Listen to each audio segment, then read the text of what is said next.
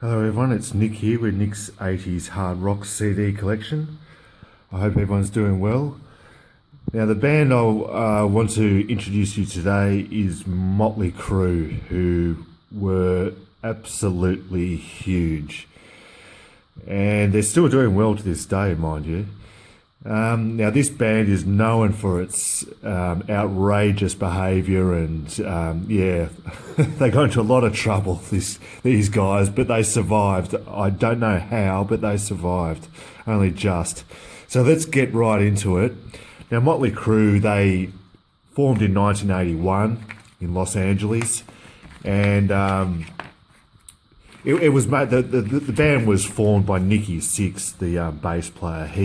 He got that together, and ever since it's really been his baby, so to speak. Motley Crue. He's written all the lyrics, all the songs, and everything. So let's kick it all off with 1981. Now they released their debut album, Too Fast for Love, and as I said, very early in the 80s, 81, and it's just really raw. It's raw. I mean, as you expect back then, there wasn't a lot of technology as we do have today, but it was just really raw, and it really showed a band that was young. They were hungry, and they really wanted to make it big. You could tell. Now here's a picture of them.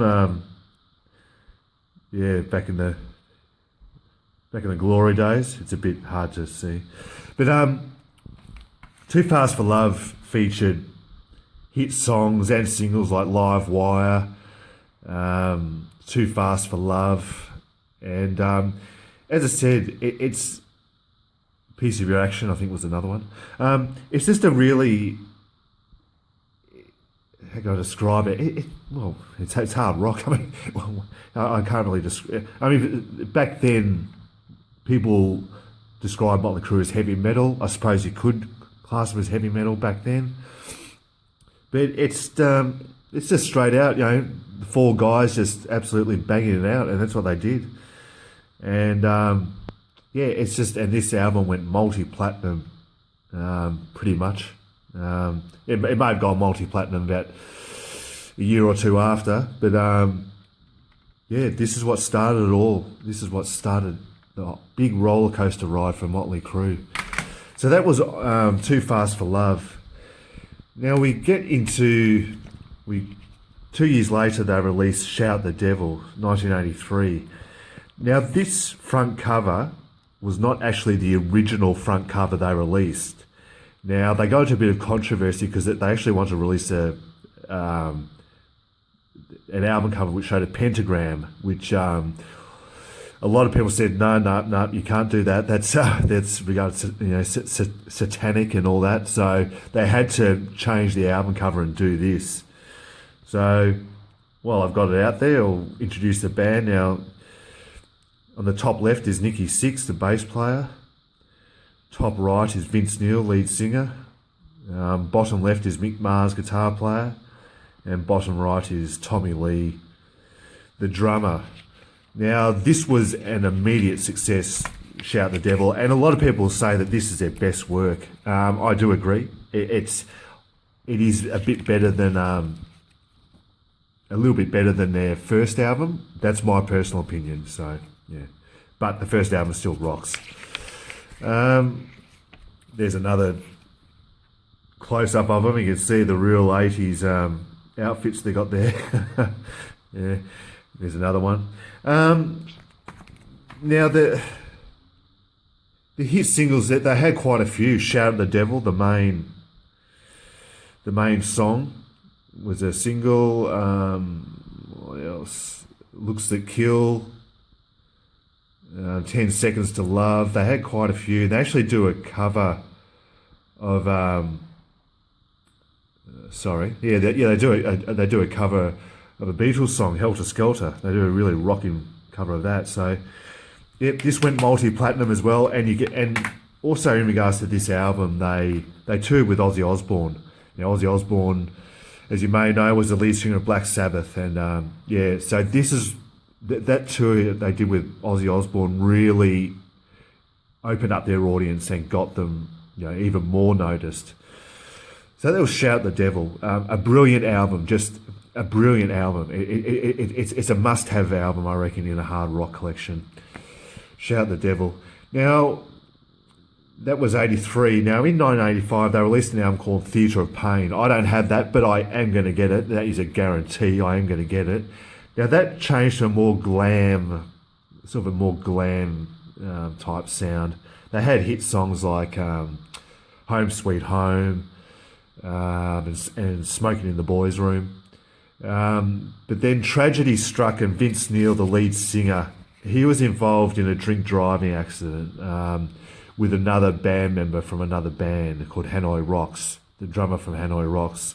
Now, unfortunately, the drummer died in that accident, so Vince Neil was in a lot of trouble, and he had to do a bit of jail time and all that. But they released Theatre of Pain, but already the cracks were starting to show in regards to Motley Crue's partying behaviour and all the rest that went along with that.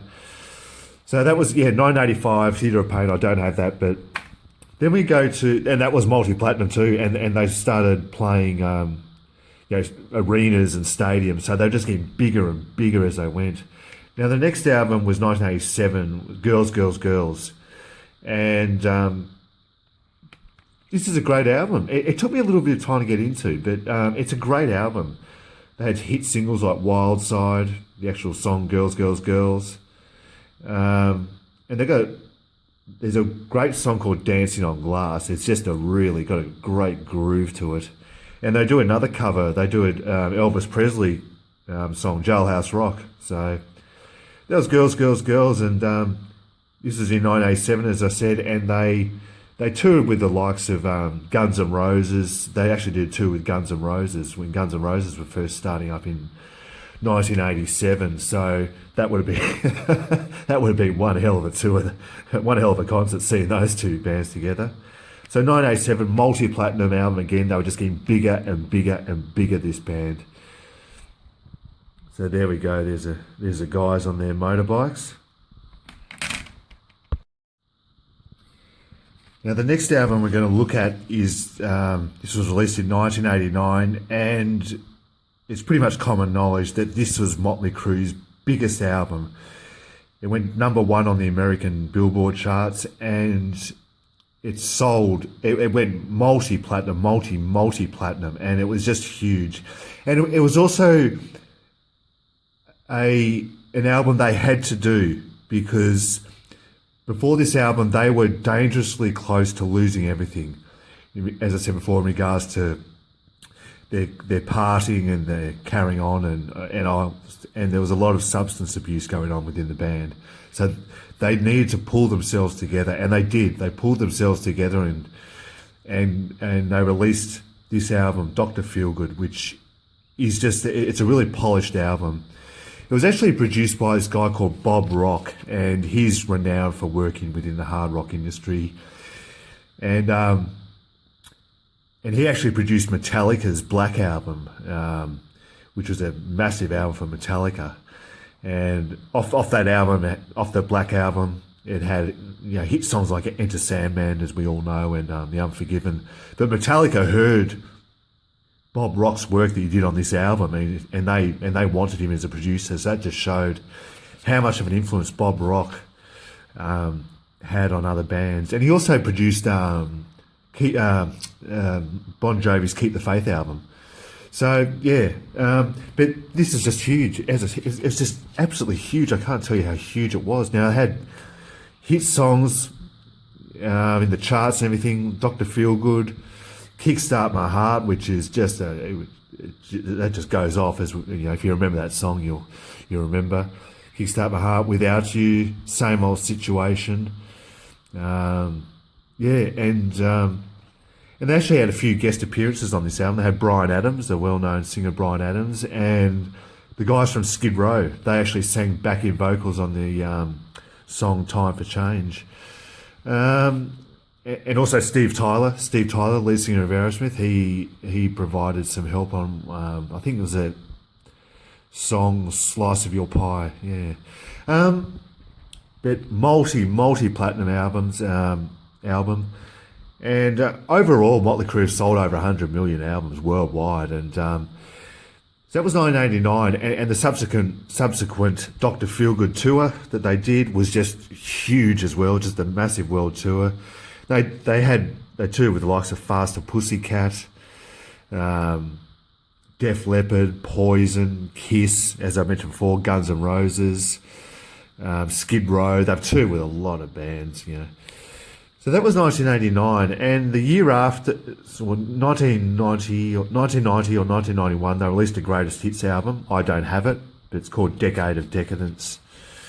And it had a great song called Primal Scream, which is probably one of their best songs, I'd say. Primal Scream. Anyway, so that was 1989, and in 1993, Vince Neil, he left the band or he got thrown out, I don't know. There's two sides to the story, but yeah. 1993, there's Vince Neil, the lead singer.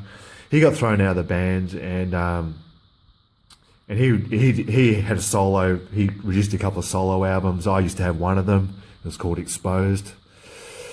And but in 1993, Motley Crue released another album, and so 1994. So they released this album with a new singer, self-titled. Now this was a really heavy album compared to all their previous albums. This was heavy. It had a new singer. His name was John Corabi. I'll just show you a picture of him. Yeah, there we go. That's John there, John Corabi, and I love his voice. It's a deep, gravelly voice, you know. It reminds me a little bit of Tame Down from Faster Pussycat. And John also played guitar as well. So he played rhythm guitar on this album. But as I said, this is a really mature album, and I reckon it shows Motley's best work. I mean, I know a lot of people might disagree with me, but this album was released in 94, as I said. It was, back in the grunge days, and it didn't really get much of a look. And a lot of critics have said this was a really fine album, but it just didn't do much because Vince Neil was out of the band, and all the Motley fans were a bit divided about a new lead singer. But this was really a really fine effort, and it should get more recognition. It achieved gold record sales, but I thoroughly recommend this album. As well as all the other Motley albums, I thoroughly recommend this album. Brilliant. Unfortunately, John Corabi, the lead singer, new lead singer, he got a lot of pressure from the record company, Motley Crue's record company, and they were pretty much saying he's not rock star material. You need to get Vince Neil back. And they eventually got they patched things up with Vince Neil, and they got him back, and he's been in the band ever since. But I feel sorry for John Corabi because he was a great singer, and he could play guitar as well. And he got the raw end of the deal. He really did. But that's the music industry for you. So Vince Neil sort of came back in 1996, 97. They released another album called Generation Swine. I used to have that. It's not bad. It's nothing to rave about. It's not bad. Now, back in 2000, we fast forward to 2015, Motley Crue broke up. They said, right, that's it. We're done. We're not going to do any more. And they actually signed a contract, a legally binding contract saying that we will never tour again. The band will never tour again. That's it. We're done.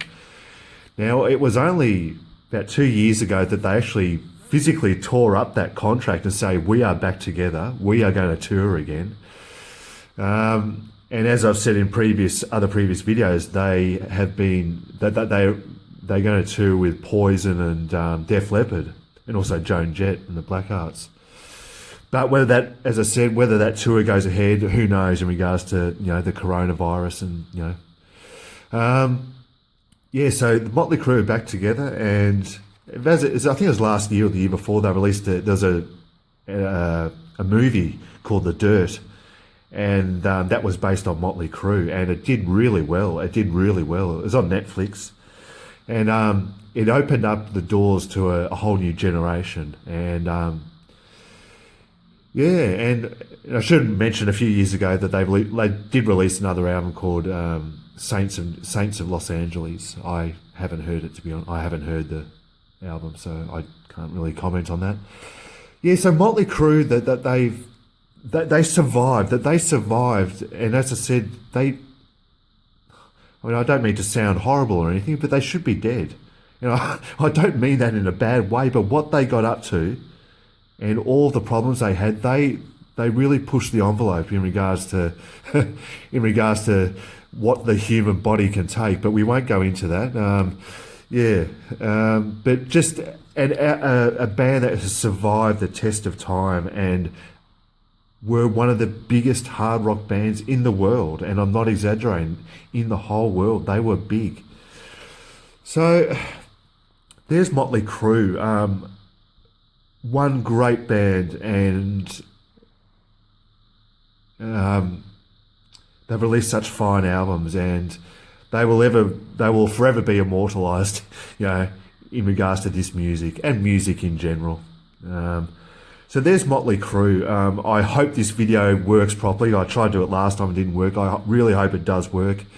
So I'll make sure it does. And until then, I hope everyone's still staying safe and doing well. So until then, as the Motley Crue boys did, with full 100% passion, keep on rocking. And actually, before I go, I'll just give you a little brief glimpse of what I will do next time.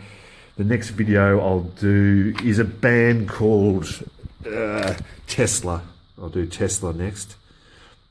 There's a few other albums there that I've got to do. So yeah, we'll look at Tesla next. So until then, thanks again for watching. Take care. Goodbye.